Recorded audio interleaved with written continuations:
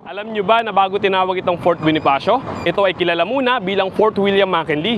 Tara, alamin natin. Taong 1902, panahon ng mga Amerikano, ginawa nilang kuta ang mahigit 2,000 ektaryang lupaing ito. At ipinangalan pa nila sa ika-25 na presidente ng Estados Unidos na si William McKinley. Kaya siguro, mapapaisip kayo kung bakit pangalan ng banyaga ang nakatatak sa lupain natin. Lumipas ang panahon, sa ikalawang digmaang pandaigdig, naging mahalagang base rin ito ng mga sundalong Pilipino at gerilya na lumaban para sa kalayaan. At noong ika-14 ng Mayo, taong 1949, 3 taon matapos tayong maging ganap na malaya mula sa Amerika, formal nang nailipat sa pamahalaan ng Pilipinas ang Fort McKinley.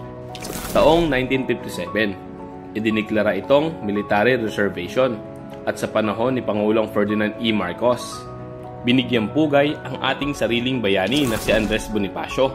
Kaya mula sa pangalang banyaga, ito'y naging Fort Andres Bonifacio, tahanan ng tunay na sundalong Pilipino. Mula noon hanggang ngayon, dito nakatindig ang matatag na puwersa ng Philippine Army.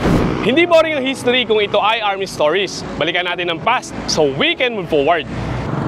Dito lang sa Army Fast Forward.